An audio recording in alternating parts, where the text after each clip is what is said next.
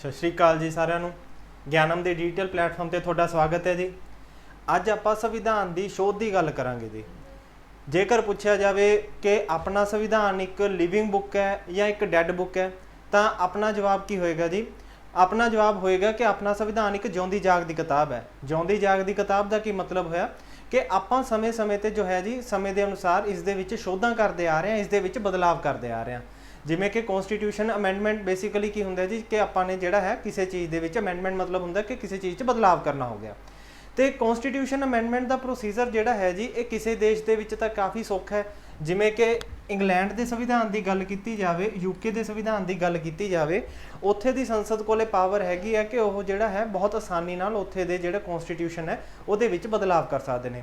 ਪਰੰਤੂ ਉਹੀ ਜੇ ਦੂਜੇ ਪਾਸੇ ਦੇਖਿਆ ਜਾਵੇ ਅਮਰੀਕਾ ਦੇ ਸੰਵਿਧਾਨ ਵੱਲ, ਅਮਰੀਕਾ ਦਾ ਸੰਵਿਧਾਨ ਜਿਹੜਾ ਹੈ ਜੀ ਇਹਨੂੰ ਬਦਲਣਾ ਕਾਫੀ ਜ਼ਿਆਦਾ ਮੁਸ਼ਕਿਲ ਹੈ। ਤਾਂ ਅੱਜ ਆਪਾਂ ਦੇਖਣ ਲੱਗੇ ਹੈਗੇ ਆ ਵੀ ਭਾਰਤ ਦੇ ਸੰਵਿਧਾਨ ਨੂੰ ਬਦਲਣ ਲਈ ਆਪਾਂ ਨੂੰ ਕਿਹੜੇ-ਕਿਹੜੇ ਤਰੀਕੇ ਨੇ ਜਿਹੜੇ ਵਰਤੇ ਜਾਂਦੇ ਨੇਗੇ। ਤੇ ਭਾਰਤ ਦਾ ਸੰਵਿਧਾਨ ਨਾ ਤਾਂ ਬਹੁਤ ਜ਼ਿਆਦਾ ਰਿਜਿਡ ਹੈ ਜੀ, ਨਾ ਹੀ ਬਹੁਤ ਜ਼ਿਆਦਾ ਫਲੈਕਸੀਬਲ ਹੈ। ਮਤਲਬ ਕਿ ਨਾ ਹੀ ਭਾਰਤ ਦੇ ਸੰਵਿਧਾਨ ਨੂੰ ਬਦਲਣ ਲਈ ਕਾਫੀ ਜ਼ਿਆਦਾ ਮੁਸ਼ੱਦਦ ਕਰਨੀ ਪੈਂਦੀ ਹੈ, ਨਾ ਹੀ ਬਹੁਤ ਆਸਾਨੀ ਨਾਲ ਬਦਲਿਆ ਜਾ ਸਕਦਾ। ਇਹਨਾਂ ਦੇ ਵਿਚਕਾਰ ਦਾ ਹੀ ਇੱਕ ਰਸਤਾ ਹੈਗਾ ਜਿਹਦੇ ਬੇਸ ਤੇ ਆਪਾਂ ਕੀ ਕਰਦੇ ਹਾਂ, ਆਪਣੇ ਸੰਵਿਧਾਨ ਨੂੰ ਥੋੜਾ ਜਿਹਾ ਅਮੈਂਡ ਕਰ ਸਕਦੇ ਹੈਗੇ ਆ। ਚਲੋ ਸ਼ੁਰੂ ਕਰਦੇ ਹਾਂ ਜੀ। ਪਹਿਲਾਂ ਤਾਂ ਜਿਹੜਾ ਹੈ ਆਪਣੇ ਸੰਵਿਧਾਨ ਦਾ ਅਮੈਂਡਮੈਂਟ ਦਾ ਆਰਟੀਕਲ ਨੰਬਰ ਹੈਗਾ ਜੀ ਆਰਟੀਕਲ ਨੰਬਰ 368 ਤੇ ਇਹ ਸੰਵਿਧਾਨ ਦੇ ਭਾਗ 20 ਦੇ ਵਿੱਚ ਆਉਂਦਾ ਹੈਗਾ। ਤੇ ਇਹ ਵੀ ਕੁਐਸਚਨ ਪੁੱਛਿਆ ਜਾਂਦਾ ਹੈਗਾ ਕਿ ਆਪਾਂ ਨੇ ਆਪਣੇ ਸੰਵਿਧਾਨ ਦੇ ਵਿੱਚ ਸ਼ੋਧ ਕਰਨ ਦਾ, ਅਮੈਂਡਮੈਂਟ ਕਰਨ ਦਾ ਪ੍ਰੋਸੀਜਰ ਦਾ ਪ੍ਰੋਸੈਸ ਇਹ ਕਿਹੜੀ ਕੰਟਰੀ ਦੇ ਸੰਵਿਧਾਨ ਤੋਂ ਲਿੱਤਾ ਹੈ? ਤਾਂ ਇਹ ਲਿੱਤਾ ਜੀ ਆਪਾਂ ਨੇ ਸਾਊਥ ਅਫਰੀਕਾ ਦੇ ਕਨਸਟੀਟਿਊਸ਼ਨ ਤੋਂ। ਠੀਕ ਹੈ ਜੀ। ਭਾਰਤ ਦੇ ਸੰਵਿਧਾਨ ਦਾ ਆਰਟੀਕਲ ਨੰਬਰ 368 ਤੇ ਭਾਗ ਨੰਬਰ 20 ਦੱਸਦਾ ਕਿ ਆਪਾਂ ਆਪਣੇ ਸੰਵਿਧਾਨ ਦੇ ਵਿੱਚ ਕਿਸ ਤਰ੍ਹਾਂ ਚੇਂਜ ਕਰ ਸਕਦੇ ਹੈਗੇ ਆ। ਪਰੰਤੂ ਇਹਦੇ ਵਿੱਚ ਇੱਕ ਚੀਜ਼ ਹੋਰ ਵੀ ਹੈ ਜੀ ਕਿ ਪਾਰਲੀਮੈਂਟ ਪਹਿਲਾਂ ਤਾਂ ਜਿਹੜਾ ਹੈ ਆਪਣੇ ਸੰਵਿਧਾਨ ਨੂੰ ਚੇਂਜ ਕਰੇਗੀ, ਪਰੰਤੂ ਪਾਰਲੀਮੈਂਟ ਕੋਲੇ ਜਿਹੜਾ ਹੈ ਇਹਦੇ ਕੋਲੇ ਇੰਨੀ ਪਾਵਰ ਨਹੀਂ ਹੈ ਕਿ ਇਹ ਆਪਣੇ ਸੰਵਿਧਾਨ ਦੇ ਬੇਸਿਕ ਸਟਰਕਚਰ ਨੂੰ ਚੇਂਜ ਕਰ ਦੇ। ਤੇ ਬੇਸਿਕ ਸਟਰਕਚਰ ਜਿਹੜਾ ਹੈ ਇਹ ਕਿਤੇ ਵੀ ਡਿਫਾਈਨ ਨਹੀਂ ਕੀਤਾ ਹੋਇਆ ਹੈਗਾ। ਇਹ ਸੁਪਰੀਮ ਕੋਰਟ ਸਮੇਂ-ਸਮੇਂ ਤੇ ਕੇਸ ਆਉਣ ਤੇ ਜਿਹੜਾ ਹੈ ਡਿਫਾਈਨ ਕਰਦੀ ਹੈ ਕਿ ਸੰਵਿਧਾਨ ਦੇ ਵਿੱਚ ਸੈਕੂਲਰਿਜ਼ਮ ਹੈ, ਇਹ ਸੰਵਿਧਾਨ ਦਾ ਬੇਸਿਕ ਸਟਰਕਚਰ ਦਾ ਪਾਰਟ ਹੈ। ਤਾਂ ਮਤਲਬ ਅਲੱਗ-ਅਲੱਗ ਕੇਸਾਂ ਦੇ ਵਿੱਚ ਦੱਸਿਆ ਜਾਂਦਾ ਵੀ ਕਿਹੜੀ ਚੀਜ਼ ਬੇਸਿਕ ਸਟਰਕਚਰ ਦਾ ਹਿੱਸਾ ਹੈਗੀ ਹੈ ਤੇ ਕਿਹੜੀ ਚੀਜ਼ ਬੇਸਿਕ ਸਟਰਕਚਰ ਦਾ ਹਿੱਸਾ ਨਹੀਂ ਹੈਗੀ। ਤੇ ਕੇਸ਼ਵਾਨੰਦ ਭਾਰਤੀ ਕੇਸ ਜਿਹੜਾ 1973 ਦਾ ਹੋਇਆ ਸੀ, ਇਹਦੇ ਵਿੱਚੋਂ ਦੀ ਜਿਹੜਾ ਹੈ ਇਹ ਬੇਸਿਕ ਸਟਰਕਚਰ ਦੀ ਡਾਕਟਰੀ ਨਿਕਲ ਕੇ ਆਈ ਹੈਗੀ ਹੈ। ਠੀਕ ਹੈ ਜੀ। ਨੈਕਸਟ ਹੈ ਜੀ ਆਪਣੇ ਕੋਲੇ procedure for amendment of constitution ਕਿ ਸੰਵਿਧਾਨ ਦੀ ਸ਼ੋਧ ਦਾ ਤਰੀਕਾ ਕੀ ਹੋ ਸਕਦਾ ਹੈ। ਇਹ ਜਿਹੜਾ ਆਰਟੀਕਲ ਨੰਬਰ 368 ਦੇ ਵਿੱਚ ਦੱਸਿਆ ਹੈ। ਪਹਿਲਾ ਤਰੀਕਾ ਕੀ ਹੋਇਆ ਜੀ, the amendment of constitution can initiated only, ਮਤਲਬ ਜਿਹੜਾ ਸੰਵਿਧਾਨ ਦੀ ਸ਼ੋਧ ਵਾਲਾ ਬਿੱਲ ਹੋਏਗਾ ਜੀ ਇਹ ਜਿਹੜਾ ਹੈਗਾ ਇਹ ਕਿਸੇ ਵੀ ਸਦਨ ਦੇ ਵਿੱਚ ਸ਼ੁਰੂ ਕੀਤਾ ਜਾ ਸਕਦਾ ਹੈ। ਆਪਣੀ ਪਾਰਲੀਮੈਂਟ ਦੇ ਵਿੱਚ ਦੋ ਸਦਨ ਹੁੰਦੇ ਨੇ ਜੀ, ਇੱਕ ਹੋ ਗਿਆ ਲੋਕ ਸਭਾ, ਦੂਸਰਾ ਹੋ ਗਿਆ ਰਾਜ ਸਭਾ। ਤਾਂ ਇਹ ਚੀਜ਼ ਯਾਦ ਰੱਖਿਓ ਜੀ ਕਿ ਆਪਣਾ ਜਿਹੜਾ ਕਨਸਟੀਟਿਊਸ਼ਨ ਅਮੈਂਡਮੈਂਟ ਦਾ ਪ੍ਰੋਸੀਜਰ ਹੈ ਇਹ ਸਿਰਫ ਔਰ ਸਿਰਫ ਆਪਣੀ ਪਾਰਲੀਮੈਂਟ ਦੇ ਪਾਵਰ ਦੇ ਹੱਥ 'ਚ ਆ ਗਿਆ ਜੀ। ਪਾਰਲੀਮੈਂਟ ਕੋਲ ਹੀ ਪਾਵਰ ਹੈ ਆਪਣੇ ਸੰਵਿਧਾਨ ਨੂੰ ਚੇਂਜ ਕਰਨ ਦੀ। ਜਿਹੜੀਆਂ ਰਾਜ ਵਿਧਾਨ ਸਭਾਵਾਂ ਜਾਂ ਸਟੇਟ ਲੈਜਿਸਲੇਚਰਸ ਹੋਣਗੇ ਇਹਨਾਂ ਦੇ ਕੋਲੇ ਜਿਹੜਾ ਹੈ ਕਨਸਟੀਟਿਊਸ਼ਨ ਨੂੰ ਅਮੈਂਡ ਕਰਨ ਦੀ ਪਾਵਰ ਨਹੀਂ ਮਿਲੀ ਹੋਈ। ਸੈਕਿੰਡ ਪੁਆਇੰਟ ਕੀ ਆਇਆ ਜੀ, ਜਿਹੜਾ ਕਨਸਟੀਟਿਊਸ਼ਨ ਅਮੈਂਡਮੈਂਟ ਬਿੱਲ ਹੋਏਗਾ ਇਹ ਕਿਸੇ ਵੀ ਮਿਨਿਸਟਰ ਦੁਆਰਾ ਸ਼ੁਰੂ ਕੀਤਾ ਜਾ ਸਕਦਾ ਹੈ। ਇਸ ਤੋਂ ਇਲਾਵਾ ਕਿਸੇ ਵੀ ਪ੍ਰਾਈਵੇਟ ਮੈਂਬਰ ਦੁਆਰਾ ਸ਼ੁਰੂ ਕੀਤਾ ਜਾ ਸਕਦਾ ਹੈ। ਪਹਿਲਾਂ ਮਿਨਿਸਟਰ ਜਾਂ ਪ੍ਰਾਈਵੇਟ ਮੈਂਬਰ ਦਾ ਕੀ ਮਤਲਬ ਹੋਇਆ ਜੀ, ਤੁਸੀਂ ਆਪਣੇ ਸੁਣਿਆ ਹੋਏਗਾ ਪ੍ਰਧਾਨ ਮੰਤਰੀ ਹੁੰਦੇ ਨੇ, ਪ੍ਰਧਾਨ ਮੰਤਰੀ ਦਾ ਇੱਕ ਮੰਤਰੀ ਪਰਿਸ਼ਦ ਹੁੰਦਾ, ਕਾਉਂਸਿਲ ਆਫ ਮਿਨਿਸਟਰ ਹੁੰਦੀ ਹੈ, ਕਾਉਂਸਿਲ ਆਫ ਮਿਨਿਸਟਰ। ਔਰ ਇੱਕ ਚੀਜ਼ ਇਹ ਵੀ ਸੁਣੀ ਹੋਏਗੀ ਜੀ ਕੈਬਨਿਟ ਮੰਤਰੀ। ਕੈਬਨਿਟ ਦੇ ਵਿੱਚ ਤਾਂ ਜਿਹੜਾ ਹੈ ਜੀ 15 ਤੋਂ 20 ਤੱਕ ਦੇ ਬੰਦੇ ਹੋ ਸਕਦੇ ਨੇ, 15 ਤੋਂ 20 ਤੱਕ ਨੰਬਰ ਮੈਂਬਰਸ ਦਾ ਰਹਿ ਸਕਦਾ ਹੈਗਾ। ਬਟ ਜਿਹੜਾ ਮੰਤਰੀ ਪਰਿਸ਼ਦ ਹੁੰਦਾ, ਮੰਤਰੀ ਪਰਿਸ਼ਦ ਇੱਕ ਵੱਡੀ ਬਾਡੀ ਹੁੰਦੀ ਹੈ ਜੀ, ਇਹਦੇ ਵਿੱਚ 70 ਤੋਂ 80 ਦੇ ਵਿੱਚ ਜਿਹੜਾ ਹੈ ਨੰਬਰ ਰਹਿੰਦਾ ਹੈਗਾ। ਇਹ ਜਿਹੜਾ ਹੈਗਾ ਹਾਊਸ ਦੀ ਸਟਰੈਂਥ ਦੇ 15% ਤੱਕ ਚੱਲਦੇ ਨੇ। ਠੀਕ ਹੈ ਜੀ। ਤਾਂ ਸਪੋਜ਼ ਕਰੋ ਕਿ ਅੱਜ ਦੀ ਡੇਟ 'ਚ ਜਿਵੇਂ ਆਪਣੇ ਮੋਦੀ ਸਰਕਾਰ ਚੱਲ ਰਹੀ ਹੈ, ਮੋਦੀ ਸਰਕਾਰ ਹੁਣ ਲੋਕ ਸਭਾ ਦੇ ਵਿੱਚ ਆਪਣੇ 545 ਸੀਟਾਂ ਨੇ ਜੀ, ਦੋ ਐਂਗਲੋ ਇੰਡੀਅਨ ਨੂੰ ਜੇ ਤੁਸੀਂ ਕੱਢ ਦੋ ਤਾਂ 543 ਨੇ। ਹੁਣ ਜਿਹੜੀ ਪਾਰਟੀ ਕੋਲੇ ਇੱਥੇ ਬਹੁਮਤ ਹੋਏਗਾ, ਬਹੁਮਤ ਮਤਲਬ ਜਿਹਦੇ ਕੋਲੇ ਕੀ ਹੈ ਨੰਬਰ ਜ਼ਿਆਦਾ ਹੋਏਗਾ ਇਹਦੇ ਹਾਫ ਤੋਂ, ਤਾਂ ਉਹ ਪਾਰਟੀ ਕੀ ਹੈ ਸੱਤਾ ਦੇ ਵਿੱਚ ਰਹੇਗੀ, ਰੂਲਿੰਗ ਪਾਰਟੀ ਬਣੇਗੀ। ਹੁਣ ਜੇ ਸਪੋਜ਼ ਕਰੋ ਮੋਦੀ ਸਰਕਾਰ ਕੋਲੇ ਅੱਜ ਦੀ ਡੇਟ ਦੇ ਵਿੱਚ 300 ਸੀਟਾਂ ਨੇ ਜੀ, ਠੀਕ ਹੈ। ਤਾਂ ਹੁਣ ਮੈਂ ਤੁਹਾਨੂੰ ਦੱਸਿਆ ਵੀ ਕਾਉਂਸਲ ਆਫ ਮਿਨਿਸਟਰ ਦੇ ਵਿੱਚ ਤਾਂ 70-80 ਬੰਦੇ ਨੇ। ਹੁਣ ਮੋਦੀ ਸਰਕਾਰ ਦੇ ਵਿੱਚ 300 MP ਚੱਲ ਰਹੇ ਨੇ ਕਿ ਜਿਹੜੇ ਸਰਕਾਰ ਦੇ ਵਿੱਚ ਅੱਜ ਦੀ ਡੇਟ 'ਚ ਸ਼ਾਮਿਲ ਨੇ। ਤਾਂ ਇਦਾਂ ਨਹੀਂ ਹੋਏਗਾ ਕਿ 300 ਦੇ 300 ਬੰਦਿਆਂ ਨੂੰ ਹੀ ਸਰਕਾਰ ਕੀ ਹੈ ਮੰਤਰੀ ਪਰਿਸ਼ਦ ਜਾਂ ਮੰਤਰੀ ਬਣਾ ਦੂਗੀ। ਇਹਨਾਂ ਦੇ ਵਿੱਚੋਂ ਜਿਹੜੇ 70-80 ਬੰਦੇ ਹੋਣਗੇ ਇਹ ਮਿਨਿਸਟਰ ਬਣਨਗੇ ਜੀ, ਬਾਕੀ ਸਾਰੇ ਜਿਹੜੇ ਬੰਦੇ ਹੋਣਗੇ ਉਹ MP ਦੇ ਪਦ ਤੇ ਬਣੇ ਰਹਿਣਗੇ। ਤੇ ਜੇ ਇਹਨਾਂ ਦੇ ਵਿੱਚੋਂ 70-80 ਬੰਦਿਆਂ ਦੇ ਵਿੱਚੋਂ ਕਿਸੇ ਨੇ ਕਨਸਟੀਟਿਊਸ਼ਨ ਅਮੈਂਡਮੈਂਟ ਦਾ ਪ੍ਰੋਸੀਜਰ ਸ਼ੁਰੂ ਕੀਤਾ ਤਾਂ ਉਹ ਮਿਨਿਸਟਰ ਨੇ ਸ਼ੁਰੂ ਕੀਤਾ।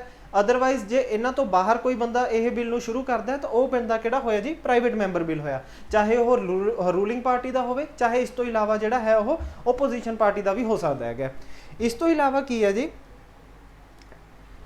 ਸੰਵਿਧਾਨ ਸੋਧ ਬਿੱਲ ਨੂੰ ਸ਼ੁਰੂ ਕਰਨ ਲਈ ਰਾਸ਼ਟਰਪਤੀ ਦੀ ਪ੍ਰਾਇਰ ਪਰਮਿਸ਼ਨ ਦੀ ਜ਼ਰੂਰਤ ਨਹੀਂ ਪੈਂਦੀ। ਮਤਲਬ ਰਾਸ਼ਟਰਪਤੀ ਦੀ ਪਹਿਲਾਂ ਮਨਜ਼ੂਰੀ ਲੈਣ ਦੀ ਲੋੜ ਨਹੀਂ ਪੈਂਦੀ ਜੇਕਰ ਆਪਾਂ ਨੇ ਸੰਵਿਧਾਨ ਸੋਧ ਬਿੱਲ ਨੂੰ ਸ਼ੁਰੂ ਕਰਨਾ ਹੋਵੇ। ਤੀਸਰਾ ਪ੍ਰੋਸੀਜਰ ਕੀ ਹੈ, ਤੀਸਰਾ ਸਟੈਪ ਕੀ ਹੈ ਜੀ, ਜਿਹੜਾ ਕਨਸਟੀਟਿਊਸ਼ਨ ਅਮੈਂਡਮੈਂਟ ਦਾ ਪ੍ਰੋਸੀਜਰ ਹੋਊਗਾ ਇਹ ਜਿਹੜਾ ਹੈ ਸਪੈਸ਼ਲ ਮੈਜੋਰਿਟੀ ਨਾਲ ਪਾਸ ਕੀਤਾ ਜਾਣਾ ਚਾਹੀਦਾ ਹੈ। ਸਪੈਸ਼ਲ ਮੈਜੋਰਿਟੀ ਕੀ ਹੈ ਜੀ, ਇਹ ਥੋੜੀ ਦੇਰ 'ਚ ਹੁਣੀ ਸਮਝਦੇ ਹੈਗੇ ਆ। ਤੇ ਇਹ ਮੈਜੋਰਿਟੀ ਕੀ ਹੁੰਦੀ ਹੈ, members of the total membership of the house and majority of 2/3 of the members. ਨਹੀਂ ਪਹਿਲਾਂ ਇਹੀ ਕਰਦੇ ਹਾਂ ਜੀ। ਇਸ ਦੇ ਵਿੱਚ ਕੀ ਹੋਇਆ, ਪਹਿਲਾਂ ਆਪਾਂ ਨੇ ਕੀ ਕਿਹਾ, majority of the total membership of the house. Majority of the total membership of the house ਕੀ ਹੋਇਆ ਜੀ, ਅੱਜ ਦੀ ਡੇਟ ਦੇ ਵਿੱਚ ਜਿਵੇਂ ਆਪਣੇ ਲੋਕ ਸਭਾ ਦੇ ਵਿੱਚ 543 ਬੰਦੇ ਨੇ ਜੀ, ਜਿਹੜੇ 2 ਐਂਗਲੋ ਇੰਡੀਅਨ ਕਮਿਊਨਿਟੀ ਦੇ ਬੰਦੇ ਸੀਗੇ, ਇਹਨਾਂ ਦੀ ਰਿਜ਼ਰਵੇਸ਼ਨ ਖਤਮ ਹੋ ਗਈ ਤਾਂ ਅੱਜ ਦੀ ਡੇਟ ਦੇ ਵਿੱਚ ਆਪਣੀ ਲੋਕ ਸਭਾ ਦੇ ਵਿੱਚ 543 ਮੈਂਬਰ ਨੇ, ਠੀਕ ਹੈ ਜੀ। ਹੁਣ ਜੇ ਮੈਂ ਇਹਨਾਂ ਦੇ ਅੱਧ ਦੀ ਗੱਲ ਕਰਾਂ, ਇਹਨਾਂ ਦਾ ਅੱਧ ਹੋਊਗਾ ਜੀ ਆਪਣਾ 271.5, ਮਤਲਬ 543 ਦਾ ਅਗਰ ਥੋੜਾ ਜਿਹਾ ਡਿਵਾਈਡ ਕੀਤਾ ਜਾਵੇ, ਇਹਨੂੰ 2 ਨਾਲ ਭਾਗ ਕੀਤਾ ਜਾਵੇ ਤਾਂ ਇਹ ਆਊਗਾ 271.5। ਇਹਨੂੰ ਰਾਉਂਡ ਫਿਗਰ ਕਰਕੇ ਮੈਨੇ ਲੈ ਲਿਆ ਜੀ 272, ਠੀਕ ਹੈ ਜੀ। ਤਾਂ ਇਹਦੇ ਵਿੱਚ ਕੀ ਹੋਇਆ, ਮੈਜੋਰਿਟੀ ਹੋਣੀ ਚਾਹੀਦੀ ਹੈ total membership of the house. ਮਤਲਬ ਸਰਕਾਰ ਸੱਤਾ ਦਾ ਜਿਹੜਾ ਹੈਗਾ, ਜੇ ਲੋਕ ਸਭਾ ਦੀ ਗੱਲ ਕਰੀਏ ਤਾਂ ਲੋਕ ਸਭਾ ਦੇ ਕੇਸ 'ਚ 272 ਬੰਦੇ ਹਾਜ਼ਰ ਹੋਣੇ ਚਾਹੀਦੇ ਨੇ। ਉਹੀ ਜੇ ਰਾਜ ਸਭਾ ਦੇ ਵਿੱਚ 245 ਮੈਂਬਰ ਨੇ ਜੀ, ਇਹਨਾਂ ਦੀ ਗੱਲ ਕਰੀਏ ਤਾਂ ਇਹ ਹੋਣੇ ਚਾਹੀਦੇ ਨੇ ਆਪਣੇ ਕੋਲੇ 122.5 ਆ ਜਾਊਗਾ ਜੀ ਜਦੋਂ 2 ਨਾਲ ਭਾਗ ਕਰੋਗੇ ਤਾਂ ਇਹਨਾਂ ਦਾ ਜਿਹੜਾ ਹੈ ਇਹ ਹੋ ਸਕਦੇ ਨੇ 123 ਬੰਦੇ, ਠੀਕ ਹੈ ਜੀ। ਤਾਂ ਲੋਕ ਸਭਾ ਦੇ ਵਿੱਚ 272 ਬੰਦੇ ਹੋ ਸਕਦੇ ਨੇ ਮੈਜੋਰਿਟੀ ਦੇ ਵਿੱਚ, ਤੇ ਰਾਜ ਸਭਾ ਦੇ ਵਿੱਚ 123 ਬੰਦੇ ਹੋ ਸਕਦੇ ਨੇ। ਤੇ ਇਹਦੇ ਵਿੱਚ ਮੇਨ ਚੀਜ਼ ਕੀ ਆਈ ਜੀ, majority of the 2/3 of the members of the house present and voting. ਇਹਦਾ ਕੀ ਮਤਲਬ ਹੋਇਆ ਜੀ ਕਿ ਸਦਨ ਦੇ 2/3 ਬੰਦਿਆਂ ਦਾ ਜਿਹੜਾ ਹੈ ਉੱਥੇ ਮਤਲਬ ਉਹਨਾਂ ਦੇ ਬਹੁਮਤ ਦੇ ਬਰਾਬਰ ਜਿਹੜਾ ਹੈ ਬੰਦਿਆਂ ਦਾ ਪ੍ਰੈਜ਼ੈਂਟ ਹੋਣਾ ਚਾਹੀਦਾ ਤੇ ਉਹਨਾਂ ਦੀ ਵੋਟਿੰਗ ਹੋਣੀ ਚਾਹੀਦੀ ਹੈ। ਇਹਦਾ ਮਤਲਬ ਕੀ ਹੋਇਆ, ਸਪੋਜ਼ ਕਰੋ ਜੀ ਕਿਸੇ ਦਿਨ ਆਪਾਂ ਨੇ ਬਿੱਲ ਤੇ ਮੀਟਿੰਗ ਕਰਨੀ ਹੈ, ਉਸ ਦਿਨ ਆਪਣੇ ਲੋਕ ਸਭਾ ਦੇ ਵਿੱਚ 300 ਬੰਦੇ ਹੀ ਆਏ, ਠੀਕ ਹੈ। ਹੁਣ 300 ਦਾ ਜੇ ਆਪਾਂ 2/3 ਕਰੀਏ, 2/3 ਕਿੰਨਾ ਕਰਕੇ ਆ ਜਾਊਗਾ ਜੀ, ਆਪਣੇ ਕੋਲੇ 200 ਬੰਦੇ ਆ ਗਏ, ਠੀਕ ਹੈ। ਕਿ ਅਗਰ ਕਿਸੇ ਬਿੱਲ ਦੇ ਵਿੱਚ ਸਪੋਜ਼ ਕਰੋ 200 ਬੰਦੇ ਉਹਦੇ ਫੇਵਰ 'ਚ ਨੇਗੇ, ਮਤਲਬ 200 ਨੇ ਉਹਦੇ ਹੱਕ 'ਚ ਵੋਟ ਪਾਤੀ ਤੇ 100 ਬੰਦਿਆਂ ਨੇ ਜਿਹੜਾ ਹੈ ਉਹਦੇ ਅਗੇਂਸਟ ਵੋਟ ਪਾਤੀ, ਤਾਂ ਉੱਥੇ ਇਦਾਂ ਨਹੀਂ ਕਹਾਂਗੇ ਵੀ ਉਹ 2/3 of the house present and voting ਹੋ ਗਿਆ, ਕਿਉਂਕਿ ਇਹ ਜਿਹੜੇ 300 ਬੰਦੇ ਨੇ, 300 ਬੰਦੇ ਜਿਹੜੇ ਹਾਫ ਆਫ ਦਾ 272 ਵਾਲਾ ਕ੍ਰਾਈਟੇਰੀਆ ਤਾਂ ਫੋਲੋ ਕਰ ਰਹੇ ਨੇ, ਬਟ ਆਪਾਂ ਨੂੰ ਇੰਨੀਆਂ ਵੋਟਾਂ ਨਹੀਂ ਮਿਲਦੀਆਂ ਪਈਆਂ ਹੈਗੀਆਂ। ਫਿਰ ਇਹਦੇ ਕਰਕੇ ਕੀ ਹੋਇਆ, ਇਦਾਂ ਦੇ ਕੇਸ 'ਚ ਬਿੱਲ ਲੈਪਸ ਕਰ ਜਾਏਗਾ। ਪਰੰਤੂ ਸਪੋਜ਼ ਕਰੋ ਜੀ ਜੇਕਰ ਆਪਣੇ ਹਾਊਸ ਦੇ ਵਿੱਚ 400 ਬੰਦੇ ਆਏ ਨੇਗੇ, ਠੀਕ ਹੈ, ਤੇ ਹਾਊਸ ਦੇ ਵਿੱਚ 400 ਬੰਦਿਆਂ ਦੇ ਵਿੱਚੋਂ 300 ਬੰਦਿਆਂ ਨੇ ਕੀ ਕੀਤਾ, ਕਿਸੇ ਬਿੱਲ ਦੇ ਫੇਵਰ ਦੇ ਵਿੱਚ ਵੋਟ ਪਾਤੀ ਤੇ 100 ਬੰਦੇ ਉਹਦੇ ਅਗੇਂਸਟ ਦੇ ਵਿੱਚ ਚਲੇ ਗਏ, ਠੀਕ ਹੈ ਜੀ। ਤੇ ਹੁਣ ਪਹਿਲਾਂ ਤਾਂ ਦੇਖੋ 400 ਦਾ 2/3 ਕਿੰਨਾ ਹੋਏਗਾ, 400 ਦਾ 2/3 ਕਰਕੇ ਆਇਆ ਆਪਣੇ ਕੋਲੇ 266 ਸਮਥਿੰਗ ਕੁਛ ਆ ਜਾਏਗਾ ਜੀ। ਹੁਣ 266 ਤੋਂ ਜ਼ਿਆਦਾ ਜਿਹੜੇ ਬੰਦੇ ਵੋਟ ਪਾ ਰਹੇ ਨੇਗੇ, ਮਤਲਬ ਉਹ ਕੀ ਕਰ ਰਹੇ ਨੇ, 272 ਦੇ ਕਰੀਬ ਵੋਟਾਂ ਚਾਹੀਦੀਆਂ ਸੀਗੀਆਂ ਤੇ ਉਹਨਾਂ ਤੋਂ ਜ਼ਿਆਦਾ ਵੋਟਾਂ ਆਪਾਂ ਨੂੰ ਬਿੱਲ ਦੇ ਕੇਸ 'ਚ ਆ ਰਹੀਆਂ ਨੇ। 300 ਵੋਟਾਂ ਫੇਵਰ 'ਚ ਨੇ, 100 ਵੋਟਾਂ ਅਗੇਂਸਟ 'ਚ ਨੇਗੀਆਂ, ਤਾਂ ਇਸ ਕੇਸ ਦੇ ਵਿੱਚ ਜਿਹੜਾ ਹੈ ਬਿੱਲ ਪਾਸ ਹੁੰਦਾ ਹੋ ਜਾਏਗਾ, ਠੀਕ ਹੈ ਜੀ। ਉਮੀਦ ਕਰਦਾ ਕਿ ਤੁਹਾਡੇ ਸਮਝ ਆਇਆ ਹੋਵੇਗਾ। ਨੈਕਸਟ ਹੈ ਜੀ ਆਪਣੇ ਕੋਲੇ ਜਿਹੜਾ ਕਨਸਟੀਟਿਊਸ਼ਨ ਅਮੈਂਡਮੈਂਟ ਬਿੱਲ ਹੋਏਗਾ, ਇਹ ਦੋਨੋਂ ਸਦਨਾਂ ਦੇ ਵਿੱਚ ਅਲੱਗ-ਅਲੱਗ ਪਾਸ ਕੀਤਾ ਜਾਏਗਾ। ਮਤਲਬ ਅਗਰ ਜੇ ਬਿੱਲ ਲੋਕ ਸਭਾ 'ਚ ਸ਼ੁਰੂ ਹੋਇਆ ਤਾਂ ਲੋਕ ਸਭਾ ਤੋਂ ਪਾਸ ਹੋ ਕੇ ਰਾਜ ਸਭਾ 'ਚ ਜਾਏਗਾ, ਅਗਰ ਰਾਜ ਸਭਾ ਤੋਂ ਸ਼ੁਰੂ ਹੋਇਆ ਤਾਂ ਰਾਜ ਸਭਾ ਤੋਂ ਪਾਸ ਹੋ ਕੇ ਲੋਕ ਸਭਾ 'ਚ ਆਏਗਾ, ਅਤੇ ਦੋਨਾਂ ਸਦਨਾਂ ਤੋਂ ਪਾਸ ਹੋਣ ਤੋਂ ਬਾਅਦ ਕਿਹਦੇ ਕੋਲੇ ਜਾਏਗਾ ਜੀ, ਇਹ ਜਾਏਗਾ ਰਾਸ਼ਟਰਪਤੀ ਕੋਲੇ, ਪ੍ਰੈਸੀਡੈਂਟ ਕੋਲੇ, ਠੀਕ ਹੈ ਜੀ। ਅਗਰ ਸਪੋਜ਼ ਕਰੋ ਜੀ ਲੋਕ ਸਭਾ ਨੇ ਬਿੱਲ ਪਾਸ ਕਰਕੇ ਰਾਜ ਸਭਾ ਦੇ ਵਿੱਚ ਭੇਜਤਾ, ਪਰੰਤੂ ਰਾਜ ਸਭਾ ਵਾਲੇ ਉਹ ਬਿੱਲ ਨੂੰ ਲਮਕਾਈ ਜਾਂਦੇ ਨੇ, ਉਸ ਨੂੰ ਪਾਸ ਨਹੀਂ ਕਰ ਰਹੇ ਹੈਗੇ, ਠੀਕ ਹੈ। ਤਾਂ ਇਸ ਕੇਸ ਦੇ ਵਿੱਚ ਇਹਨਾਂ ਦੀ ਜੁਆਇੰਟ ਸਿਟਿੰਗ ਨੂੰ ਨਹੀਂ ਬੁਲਾਇਆ ਜਾ ਸਕਦਾ। ਜੁਆਇੰਟ ਸਿਟਿੰਗ ਆਪਣੇ ਕਨਸਟੀਟਿਊਸ਼ਨ ਦੇ ਆਰਟੀਕਲ ਨੰਬਰ 108 ਦੇ ਵਿੱਚ ਦਿੱਤੀ ਹੋਈ ਹੈ ਜੀ। ਇਹ ਜਿਹੜੀ ਹੈਗੀ ਹੈ ਮਤਲਬ ਕਨਸਟੀਟਿਊਸ਼ਨ ਅਮੈਂਡਮੈਂਟ ਦੇ ਬਿੱਲ ਦੇ ਕੇਸ 'ਚ ਨਹੀਂ ਬੁਲਾਈ ਜਾ ਸਕਦੀ, ਠੀਕ ਹੈ ਜੀ। ਮਤਲਬ ਦੋਨੋਂ ਸਦਨਾਂ ਨੂੰ ਇਕੱਠੇ ਨਹੀਂ ਬੁਲਾਇਆ ਜਾ ਸਕਦਾ ਜੇਕਰ ਕਨਸਟੀਟਿਊਸ਼ਨ ਅਮੈਂਡਮੈਂਟ ਬਿੱਲ ਨੂੰ ਲੈ ਕੇ ਕਿਸੇ ਕਾਰਨ ਕਰਕੇ ਡਿਸਪਿਊਟ ਅਰਾਈਜ਼ ਹੋ ਜੇ। ਤੇ if the bill seeks to amend the federal provision of the constitution it must also be ratified by the legislature of the half of the states। ਇਹਦਾ ਕੀ ਮਤਲਬ ਹੋਇਆ ਜੀ? ਪਹਿਲਾਂ ਫੈਡਰਲ ਫੀਚਰ ਕੀ ਹੁੰਦਾ ਹੈ? ਫੈਡਰਲ ਫੀਚਰ ਜਾਂ ਸੰਘਵਾਦ ਦਾ ਸਿਧਾਂਤ ਕੀ ਹੋ ਗਿਆ ਜੀ, ਜਿਹਦੇ ਵਿੱਚ ਕੀ ਹੈ ਆਪਾਂ ਨੇ ਸੈਂਟਰ ਔਰ ਸਟੇਟ ਗਵਰਨਮੈਂਟ ਦੇ ਵਿਚਕਾਰ ਪਾਵਰਾਂ ਨੂੰ ਜਾਂ ਸ਼ਕਤੀਆਂ ਨੂੰ ਵੰਡਿਆ ਹੁੰਦਾ ਹੈਗਾ, ਠੀਕ ਹੈ ਜੀ। ਜਿਸ ਤਰ੍ਹਾਂ ਤੁਸੀਂ ਪੜ੍ਹਿਆ ਹੋਏਗਾ ਆਪਣੇ ਸੰਵਿਧਾਨ ਦੀ ਜਿਹੜੀ 7ਵੀਂ ਅਨੁਸੂਚੀ ਹੈਗੀ ਹੈ, 7th ਸ਼ਡਿਊਲ ਹੈਗਾ ਕਨਸਟੀਟਿਊਸ਼ਨ ਦਾ, ਉਹਦੇ ਵਿੱਚ 3 ਲਿਸਟਾਂ ਦੀ ਜਾਂ 3 ਸੂਚੀਆਂ ਦੀ ਗੱਲ ਕੀਤੀ ਗਈ ਹੈ, ਸੈਂਟਰਲ ਲਿਸਟ ਜਾਂ union list, state list, concurrent list. ਹੁਣ ਉਹਦੇ ਵਿੱਚ ਕੀ ਕੀਤਾ ਜੀ ਆਪਾਂ ਨੇ ਸੈਂਟਰ ਜਾਂ ਯੂਨੀਅਨ ਲਿਸਟ ਦੇ ਵਿੱਚ ਰੱਖਤਾ ਵੀ ਜਿਹੜੀਆਂ ਚੀਜ਼ਾਂ ਦੇ ਉੱਤੇ ਸੈਂਟਰ ਦੀ ਸਰਕਾਰ ਕਾਨੂੰਨ ਬਣਾ ਸਕਦੀ ਹੈ। ਅੱਜ ਦੀ ਡੇਟ 'ਚ ਇਹਦੇ 'ਚ 100 ਸਬਜੈਕਟ ਨੇ ਜੀ। ਤੇ ਸਟੇਟ ਦੀ ਸਰਕਾਰ ਹੈ ਜਿਹੜੀ, ਸਟੇਟ ਦੀ ਸਰਕਾਰ 61 ਸਬਜੈਕਟਾਂ ਦੇ ਉੱਤੇ ਰੂਲਿੰਗ ਕਰ ਸਕਦੀ ਹੈਗੀ ਹੈ। ਪਰੰਤੂ ਜੇਕਰ ਕੋਈ ਫੈਡਰਲ ਪ੍ਰੋਵੀਜ਼ਨ ਦੇ ਵਿੱਚ ਆਪਾਂ ਨੇ ਚੇਂਜ ਕਰਨਾ ਹੋਵੇ, ਮਤਲਬ ਕਿ ਆਪਾਂ ਨੇ ਅਗਰ ਸਟੇਟ ਗਵਰਨਮੈਂਟ ਤੋਂ ਕੋਈ ਉਹਦੀ ਪਾਵਰ ਲੈਣੀ ਹੋਵੇ ਜਾਂ ਇਹਦੇ ਵਿੱਚ ਕੁਝ ਐਡ ਔਨ ਕਰਨਾ ਹੋਵੇ, ਮਤਲਬ ਕਿਸੇ ਵੀ ਤਰ੍ਹਾਂ ਦੀ ਪ੍ਰੋਵੀਜ਼ਨ ਹੋ ਸਕਦੀ ਹੈ, ਤਾਂ ਉਸ ਤਰ੍ਹਾਂ ਦੇ ਜਿਹੜੇ ਬਿੱਲ ਨੂੰ ਹੈਗਾ ਜੀ ਉਸ ਨੂੰ ਦੇਸ਼ ਦੇ ਵਿੱਚੋਂ ਹਾਫ ਆਫ ਦਾ ਸਟੇਟਸ ਤੋਂ ਵੀ ਰੈਟੀਫਾਈ ਕਰਵਾਉਣਾ ਜ਼ਰੂਰੀ ਹੋਊਗਾ। ਹਾਫ ਆਫ ਦਾ ਸਟੇਟਸ ਮਤਲਬ ਜਿਵੇਂ ਅੱਜ ਦੀ ਡੇਟ 'ਚ ਭਾਰਤ ਦੇ ਵਿੱਚ 28 ਸਟੇਟਸ ਨੇ ਜੀ, ਤਾਂ 28 ਦੇ ਵਿੱਚੋਂ 14 ਸਟੇਟਸ ਜਾਂ 14 ਰਾਜ ਉਸ ਬਿੱਲ ਦੇ ਫੇਵਰ ਦੇ ਵਿੱਚ ਹੋਣੇ ਚਾਹੀਦੇ ਨੇਗੇ, ਠੀਕ ਹੈ ਜੀ। ਤੇ ਜਿਹੜਾ ਸਟੇਟਸ ਦੇ ਵਿੱਚ ਇਹ ਬਿੱਲ ਪਾਸ ਕੀਤਾ ਜਾਊਗਾ ਉਹ ਪਾਸ ਕੀਤਾ ਜਾਊਗਾ ਜੀ ਸਿੰਪਲ ਮੈਜੋਰਿਟੀ ਨਾਲ। ਸਿੰਪਲ ਮੈਜੋਰਿਟੀ ਕੀ ਹੋਏਗੀ ਜੀ ਕਿ ਸਪੋਜ਼ ਕਰੋ ਕਿ ਅੱਜ ਦੀ ਡੇਟ 'ਚ ਪੰਜਾਬ ਦੀ ਵਿਧਾਨ ਸਭਾ ਦੇ ਵਿੱਚ ਹੈਗੇ ਨੇ ਜੀ 117 MLA, ਠੀਕ ਹੈ ਜੀ। ਅਤੇ ਕਿਸੇ ਦਿਨ ਸਪੋਜ਼ ਕਰੋ ਆਪਾਂ ਨੇ ਇਹੀ ਕੋਈ ਇਦਾਂ ਦਾ ਬਿੱਲ ਆਇਆ ਜਿਹਦੇ ਵਿੱਚ ਫੈਡਰਲ ਪ੍ਰੋਵੀਜ਼ਨ ਨੂੰ ਚੇਂਜ ਕਰਨਾ ਸੀ, ਉਸ ਦਿਨ ਆਪਣੀ ਅਸੈਂਬਲੀ ਦੇ ਵਿੱਚ 80 ਬੰਦੇ ਹੀ ਆਏ, ਮਤਲਬ ਬਾਕੀ ਦੇ ਮੈਂਬਰ ਜਾਂ ਤਾਂ ਆਏ ਨਹੀਂ ਹੈਗੇ ਜਾਂ ਉਹ ਬਿਮਾਰ ਬਮੂਰ ਚੱਲਦੇ ਨੇ, ਕੁਝ ਕਾਰਨ ਹੋ ਗਿਆ, ਠੀਕ ਹੈ। ਤਾਂ ਇਸ ਕਾਰਨ ਦੇ ਵਿੱਚ ਕੀ ਹੋਇਆ ਜੀ, ਸਿੰਪਲ ਮੈਜੋਰਿਟੀ ਕੀ ਹੋਈ ਵੀ ਜਿੰਨੇ ਬੰਦੇ ਆਏ ਨੇ ਉਹਨਾਂ ਦੀ ਮੈਜੋਰਿਟੀ ਦਾ ਹਾਫ ਤੋਂ 1 ਸੀਟ ਜ਼ਿਆਦਾ ਚਾਹੀਦੀ ਹੈ। ਮਤਲਬ ਕੀ ਹੋਇਆ ਜੀ, ਅਗਰ 80 ਬੰਦੇ ਆਏ ਨੇ ਤਾਂ ਇਹਨਾਂ ਦਾ ਹਾਫ ਕੀ ਹੋ ਗਿਆ 40, 40 ਤੋਂ 1 ਸੀਟ ਜ਼ਿਆਦਾ ਚਾਹੀਦੀ ਹੋਏਗੀ ਜੀ, ਤਾਂ ਉਹ ਬਿੱਲ ਕੀ ਆ ਪਾਸ ਹੋਇਆ ਮੰਨਿਆ ਜਾਊਗਾ, ਠੀਕ ਹੈ ਜੀ।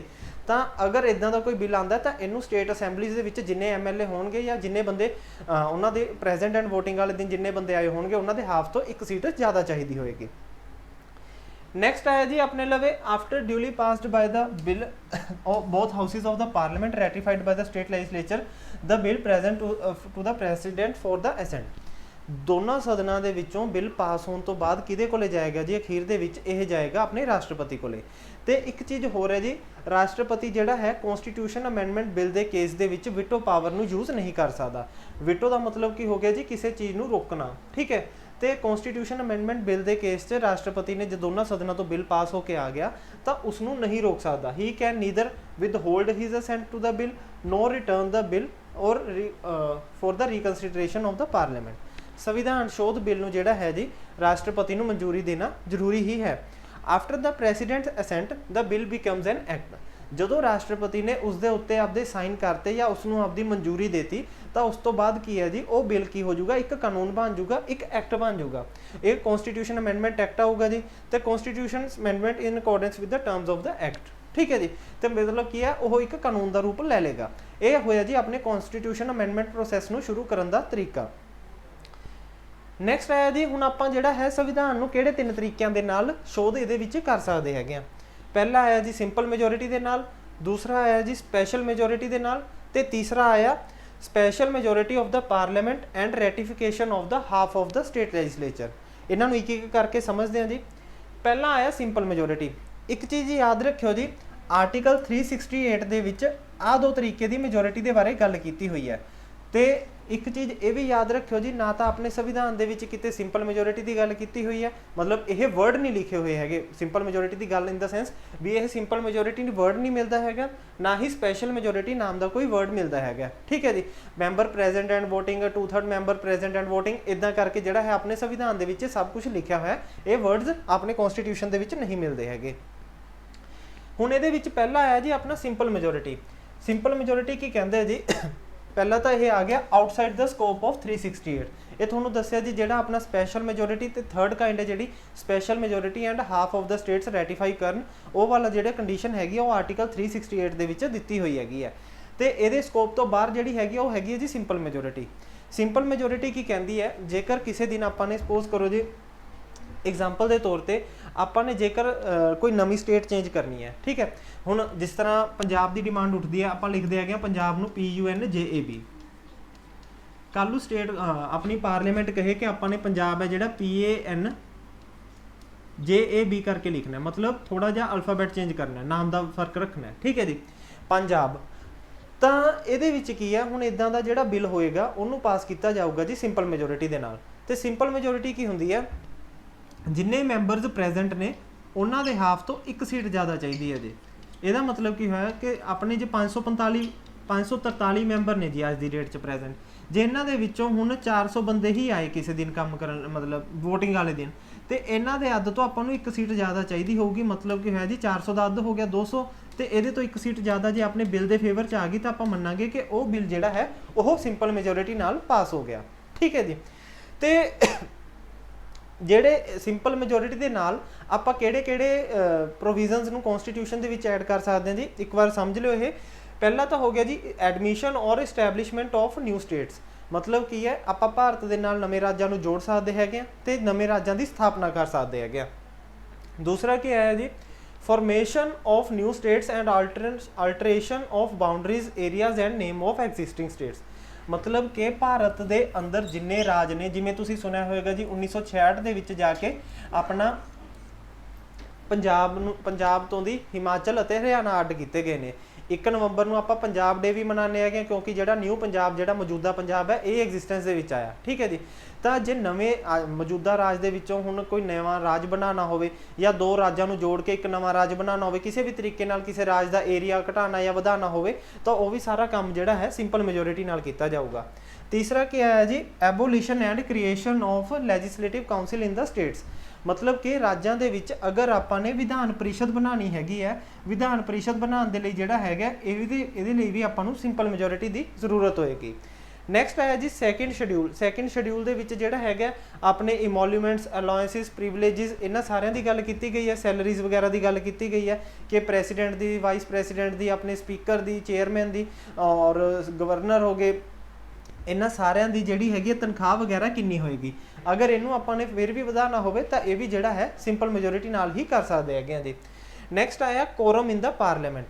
कोरम की हुंदा है जी कि आपां नूं सदन की कार्रवाई करन दे लई घट्टो घट्ट बंदे किन्ने चाहिए ने, जिवें मैं कहा 543 बंदे ने जी अपने लोक सभा दे विच, तां इहदा 1/10 होऊगा लोक सभा का कोरम। 1/10 की हो गया जी 54.3, इनू मैं राउंड फिगर करके लिख लिया 55, ठीक है जी। तो लोक सभा की कार्रवाई करने के लिए मैनू घट्टो घट्ट 55 बंदे हाज़र चाहिए नेगे। जे इस तो भी नंबर घट जाता है तो उस दिन सदन की कार्रवाई की है रद्द की जाऊगी, ठीक है जी। उही जे लोक सभा की गल की जाए 245 मैंबर ने, 245 का 1/10 करोगे तो 24.5 आ गया जी। तो ਇਹਦਾ ਰਾउंड फिगर करके अपने 25 कर लिया भी राज सभा जो 25 तो घट बंदे आए ने तो यदा कोरम भी जोड़ा है घट गया। तो अगर इन्ने तो नंबर अपने इनक्रीज़ करना हो या चेंज करना हो कोरम नूं, वो भी सिंपल मेजोरिटी नाल ही कर सकते हैं जी।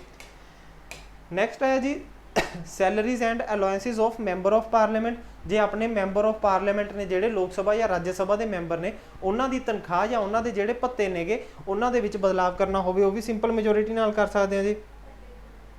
नैक्सट आया privileges of the parliament its member its committees. मतलब कि है जी कि जिहड़े अपनी पार्लीमेंट दे विच कमेटियां बनाई जांदियां ने, जिहड़े राज सभा के सांसदां दीयां प्रिविलेजिज या विशेष अधिकार हुंदे ने उहदे विच कुछ चेंज करना होवे वो भी आपां जिहड़ा है सिंपल मेजोरिटी नाल कर सकते हैं। नैक्सट है जी use of official language in the parliament. अज की डेट दे विच जिहड़ा है जी ऑफिशियल लैंगुएज मतलब या इस तो इलावा होर किसी भाषा नूं आपां ने राज सभा अपनी पार्लीमेंट च मंजूरी देनी होवे तो वह भी जिहड़ा है सिंपल मेजोरिटी नाल ही कर सकते हैं। नंबर ऑफ पुइनी जजिज in the supreme court. Puisne की हुंदा जी अज की डेट के विच सुप्रीम कोर्ट के विच जजिज का मैक्सीमम नंबर जी 34 हो सकता है, ठीक है जी। तो 34 के विचों एक तो अपना होएगा चीफ जस्टिस ऑफ इंडिया जिहड़ा भारत का मुख्य जज होएगा, तो 33 होणगे जी अदर जजिस। जिहड़े 33 अदर जजिस ने इन्हां नूं कहा जाता है पुइनी। इन केस आपने सुप्रीम कोर्ट के जजिस का नंबर इनक्रीज़ करना होवे तो वह भी जिहड़ा है सिंपल मेजोरिटी नाल ही किया जा सकता है जी।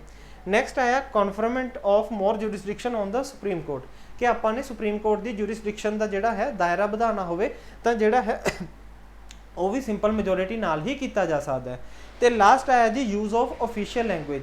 ਆਫੀਸ਼ੀਅਲ ਲੈਂਗੁਏਜ ਵੀ ਜਿਹੜਾ ਹੈ ਆਪਣੇ ਕਨਸਟੀਟਿਊਸ਼ਨ ਦੇ ਵਿੱਚ ਇਹੀ ਪ੍ਰੋਵੀਜ਼ਨ ਦੇ ਨਾਲ ਆਪਾਂ ਐਡ ਕਰ ਸਕਦੇ ਹਾਂ ਤੇ ਉਹਦਾ ਯੂਜ਼ੇਜ ਦਾ ਵੀ ਪ੍ਰੋਵੀਜ਼ਨ ਆਪਾਂ ਸਿੰਪਲ ਮੈਜੋਰਿਟੀ ਨਾਲ ਹੀ ਕਰ ਸਕਦੇ ਹੈਗੇ ਜੀ। ਇਸ ਤੋਂ ਇਲਾਵਾ ਕੀ ਹੋਇਆ ਜੀ ਸਿਟੀਜ਼ਨਸ਼ਿਪ ਨੂੰ ਐਕਵਾਇਰ ਕਰਨਾ ਜਾਂ ਟਰਮੀਨੇਸ਼ਨ ਕਰਨਾ, मतलब कि अगर किसी नागरिक की आपने नागरिकता कैंसल करना हो, टर्मीनेट करना हो तो वह भी जोड़ा है basically ministry of home affair इस दे रिगार्डिंग प्रोविजनस वगैरह एड ऑन कर सकती हैगी तो वही जोड़ा है इसका काम देखेगी। नैक्सट आया जी election to the parliament and state legislature. संसद के जोड़े इलैक्शन होंगे, मतलब कि MP के जोड़े इलैक्शन हो गए, इस तो इलावा जो राज सरकारों के इलैक्शन हो गए वह भी जोड़ा है सिंपल मेजोरिटी नाल ही देखे जाएंगे। नैक्सट आया जी डीलिमिटेशन ऑफ कॉन्स्टिट्यूएंसीज। हुण तुहानूं पता है जी कि MP की एक कॉन्स्टिट्यूएंसी होंदी है तो सपोज करो जिवें आपां कह दिंदे आ अगर आपां गल करिए जी हुण भगवंत मान पहला संगरूर तो MP सीगे, ठीक है, तो संगरूर दे विच MP की कॉन्स्टिट्यूएंसी दे विच जिहड़ा है संगरूर का भी एरिया आ गया, सुनाम का एरिया आ गया, धूरी मलेरकोटला भवानीगढ़ इधरला एरिया आ गया, ठीक है जी। परंतु अगर MLA की गल करिए MLA सारे एरिया के अलग अलग होंगे तो किहड़ा एरिया जिहड़ा है संगरूर कॉन्स्टिट्यूएंसी दे विच आएगा ये डीलिमिटेशन कमीशन डिसाइड करता है। तो डीलिमिटेशन ऑफ कॉन्स्टिट्यूएंसीज जिहड़ा है ये भी डिसाइड किया जा सकता है। नैक्सट आया यूनियन टैरेटरी, अगर कोई केंद्र शासित प्रदेश बनाना है उहदा भी फैसला लै सकते हैं जी। पंजवीं अनुसूची दे विच जिहड़ा शेड्यूल एरियाज ते शेड्यूल ट्राइब्स दे एडमिनिस्ट्रेशन या कंट्रोल की गल हुंदी है, ये भी जिहड़ा है आपां पंजवीं अनुसूची दे नाल विच ही देख सकते हैं। पंजवीं अनुसूची दे विच जिहड़ा है जी असम, मेघालय, त्रिपुरा अते मिजोरम, ये 5 स्टेट्स की गल आती है। तो सॉरी 6 शेड्यूल च आएंगे जी ये Assam, Meghalaya, Tripura, Mizoram. 5th schedule they which schedule tribes and schedule areas की ही गल हैगी। 6th शेड्यूल दे विच असम, मेघालय, त्रिपुरा और मिजोरम आएंगे, ठीक है जी। तो ये सारे काम ने जिहड़े आपां सिंपल मेजोरिटी दे नाल ही कर सकते हैं।